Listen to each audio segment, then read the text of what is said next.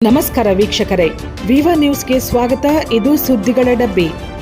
ಕಳೆದ ಒಂದು ವಾರದಿಂದ ಸುರಿಯುತ್ತಿರುವ ಮಳೆಯಿಂದ ಶ್ರಮಪಟ್ಟು ಬೆಳೆದ ಬೆಳೆಗಳನ್ನು ಕಳೆದುಕೊಂಡು ಬೀದರ್ ಜಿಲ್ಲೆಯ ಮನ್ನಾ-ಎ-ಖೇಳಿ ಗ್ರಾಮದ ರೈತರು ಮೂಕವೇದನೆ ಅನುಭವಿಸುತ್ತಿದ್ದಾರೆ.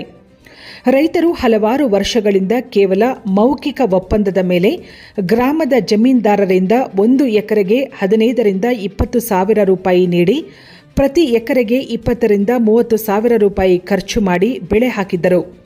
ಕಳೆದ ಒಂದು ವಾರದಿಂದ ಸತತವಾಗಿ ಸುರಿಯುತ್ತಿರುವ ಮಳೆಯಿಂದಾಗಿ ಬೆಳೆ ಸಂಪೂರ್ಣವಾಗಿ ಹಾಳಾಗಿದ್ದನ್ನು ಕಂಡು ತಮ್ಮ ಕಷ್ಟಗಳನ್ನು ಯಾರಿಗೂ ಹೇಳಲಾಗದೆ ಮೂಕವೇದನೆ ಅನುಭವಿಸುತ್ತಿದ್ದಾರೆ. ಸರ್ಕಾರ ಬರ ಪರಿಹಾರ ಘೋಷಣೆ ಮಾಡಿದರೂ ಇವರಿಗೆ ಸಿಗುವುದಿಲ್ಲ. ಏಕೆಂದರೆ ಇವರು ಜಮೀನ್ದಾರರಿಂದ ಯಾವುದೇ ಲಿಖಿತ ಒಪ್ಪಂದಗಳನ್ನು ಮಾಡಿಕೊಳ್ಳದ ಕಾರಣ ಇವರು ಯಾವುದೇ ಬೆಳೆ ವಿಮಾ ಸಹ ಮಾಡಿಸಿರುವುದಿಲ್ಲ.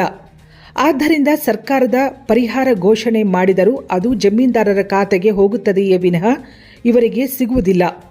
ಆದ್ದರಿಂದ ಲಕ್ಷಾಂತರ ರೂಪಾಯಿ ಖರ್ಚು ಮಾಡಿ ಹಗಲಿರುಳು ಶ್ರಮಪಟ್ಟು ಬೆಳೆದ ಬೆಳೆಗಳು ಮಳೆಯಿಂದ ನೀರು ಪಾಲಾಗಿವೆ. ಮನ್ನಾ-ಎ-ಖೇಳಿ ಗ್ರಾಮದ ರೈತರು ಹತಾಶೆಗೊಳಗಾಗಿ ಆತ್ಮಹತ್ಯೆಗೆ ಶರಣಾಗುವ ಮುನ್ನ ಸರ್ಕಾರ ಸಹಾಯ ಮಾಡಿ ರೈತರ ಆತ್ಮಹತ್ಯೆಗಳ ಸರಣಿಯನ್ನು ತಪ್ಪಿಸುವುದೋ ಕಾದು ನೋಡಬೇಕಾಗಿದೆ.